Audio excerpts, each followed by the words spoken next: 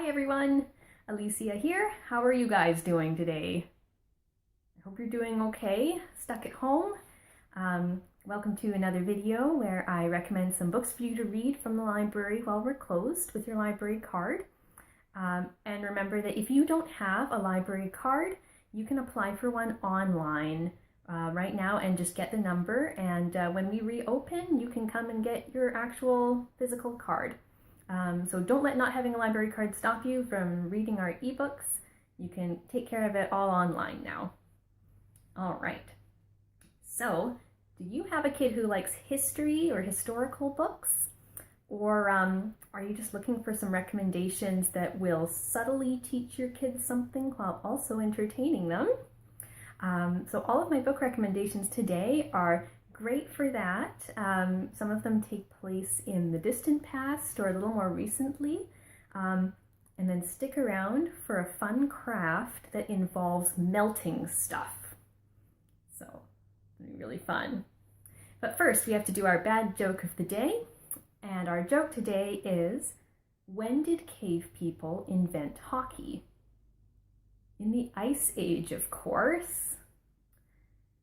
So, our first book today is a popular chapter book for preteen readers about World War II, and it's called Allies by Gratz. And this book is available as an ebook or as an audiobook from Library to Go, so you can read it or you can choose the audiobook version to listen to instead. And I get a lot of kids asking for books about the World Wars, and Gratz writes in a really exciting, action-packed way that just sucks kids into the story. I hear from kids who either aren't really into history or even not really into reading who were sucked into it through his books.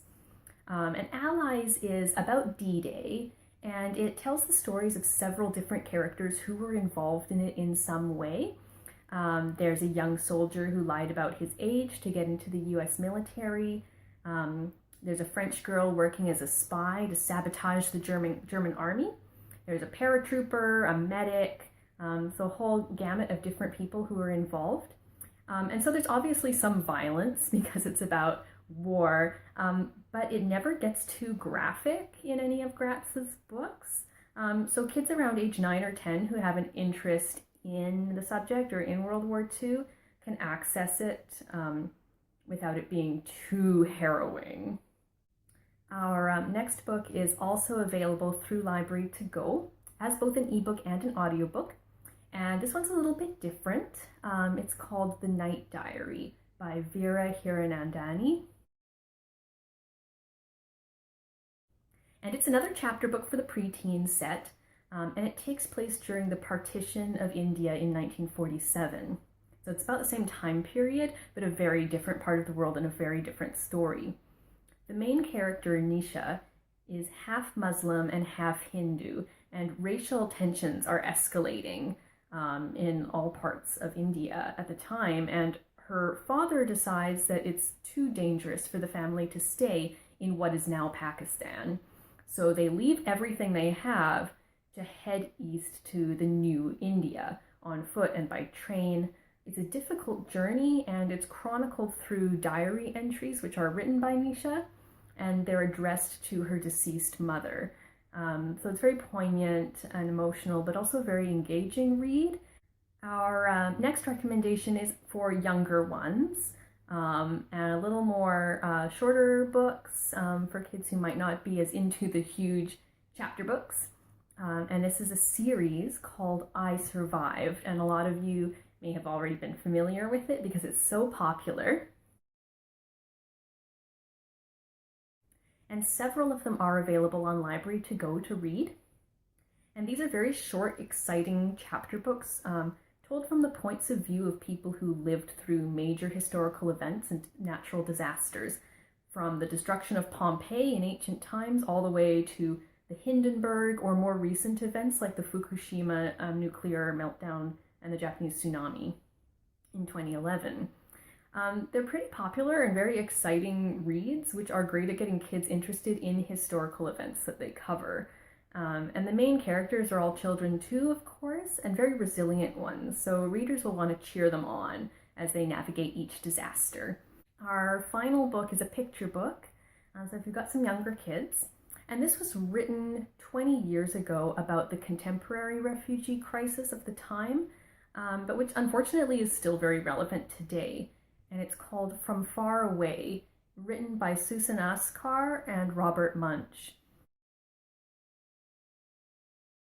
And you can read this on Tumble Books, so no waiting list. You can just pull it up in your browser and read it. It started as a series of letters that Susan sent to Robert Munch, and they exchanged letters. And Susan was a child at the time, and she was telling him about her experiences as a newcomer from Lebanon. And some of her experiences, included things like not being able to speak English at all and going to school, and she couldn't tell the teacher that she had to go to the bathroom, and she was scared of Halloween decorations. I recommend this book to build sort of empathy in younger elementary kids and some understanding of what some of their classmates who are arriving from refugee families might be experiencing. And there are also, like any Robert Munch book, this was a little more serious, but there are some really funny moments, like the one with the Halloween decorations. I won't tell you exactly what happens, you'll have to read the book, but it's kind of funny. Our activity today, I promised you would be melting stuff. So for this, what you'll need is some wax paper and some crayons and an iron, if you have an iron. We're going to make stained glass out of melted crayon. So did you know that stained glass has been produced since ancient times? But most of us, when we think of stained glass, we think of like those big medieval stained glass windows. So what you'll want to do is take a bunch of crayons and shred them. So you can crush them up, or someone suggested using a cheese grater and grating them. And that'll actually take some time, so it's a great way to keep kids busy a little bit. Grate this pile of crayons into a big pile. And then when you have all the little pieces and shavings, you sprinkle the crayon shavings onto the wax paper in whatever pattern you want, and then cover it with another piece of wax paper on top, and take an iron and just run it over until the crayon melts. And then you'll have, the crayon will melt into something that you can put up on the window, and when the sun shines through, it'll look a lot like stained glass. So that's a really fun activity. I've put a link in the description with more sort of precise instructions if you want more of a step-by-step how-to. So I hope that gives you some ideas, and we'll see you tomorrow.